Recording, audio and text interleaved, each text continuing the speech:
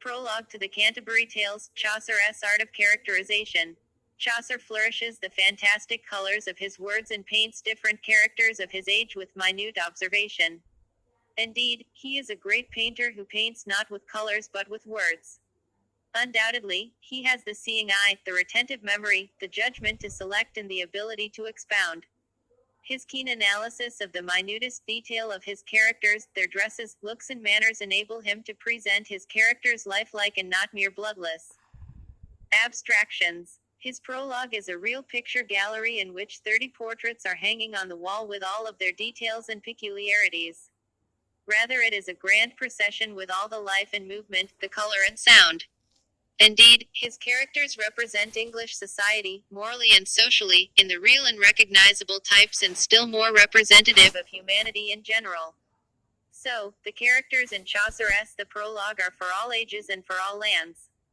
Though the plan of the Canterbury's tales has been taken from Giovanni, Italian poet, Chaucer's technique of characterization is original and unique.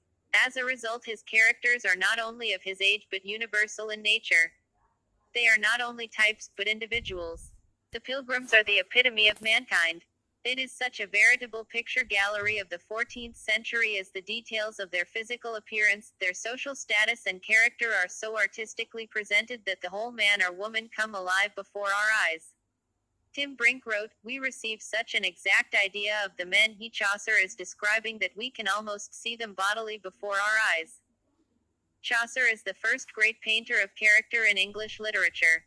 The 30 portraits traced by Chaucer give us an excellent idea of the society at that time. The different pilgrims represent different professionals.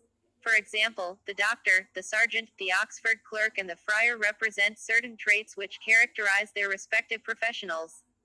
The warlike elements are represented by the knight, the squire and the yeoman. The plowman, the miller, the reeve and the franklin typify agriculture.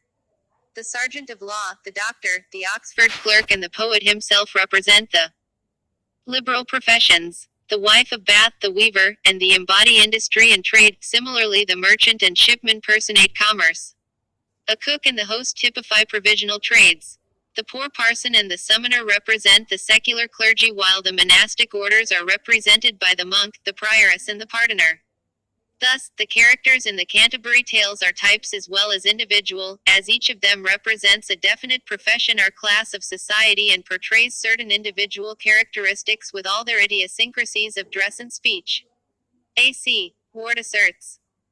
Chaucer's characters are not mere phantoms of the brain but real human beings and types true to the likeness of whole classes of men and women. Chaucer's description of each man's horse, furniture and array, reads like a page from a memoir. He describes them in the most nature-genial and humorous manner. Although Chaucer's characters are typical, they also have other features which are not to be found in other members of their profession. Thus, his characters can be distinguished from their colleagues because he imparts individual traits to them. These features distinguish them as individuals. For example, the shipman has a beard, the wife of Bath is Som del Deef and Gat Tooth, the reeve has long and lean legs, the miller has a wart surmounted by a tuft of hair on his nose, the summoner's face is full of pimples and squire is as fresh as is the month of May. Chaucer's lawyer seems typical of our own day when he says, "Nowhere so busy a man as he there was and yet he seemed busier than he was in fact." There is a different method of almost every pilgrim. He varies his presentation from the full-length portrait to the thumbnail sketch, but even in the sketches, Chaucer conveys a strong sense of individuality and depth. Chaucer does not take a dramatic approach, he uses descriptive and narrative approach which suits the theme of the Canterbury Tales. Unlike Wycliffe and Langland, he has broad humanity and sympathy for all the characters, the just and the unjust. We feel a sense of comradeship with Chaucer. They are shown to possess those traits and humors and habits that characterize the men and women of all ages in the world. Their traits are universal, though some of them have changed their positions yet their nature is the same. Chaucer uses the technique of contrast in drawing the portraits of the pilgrims. The good and the bad rub shoulders together. We have the paragon of virtue in the parson and the plowman and monsters of vice in the reeve, the miller and the summoner. Like Shakespeare, Chaucer's characters are three-dimensional, i.e., having length, breadth and depth. For example, the wife of Bath and the monk are complex figures. Chaucer has been called an outstanding representative poet of his age because of the typical element in his characterization. So, Dryden says, all his pilgrims are severally distinguished from each other, and not only in their inclinations but also in their physiognomies and persons.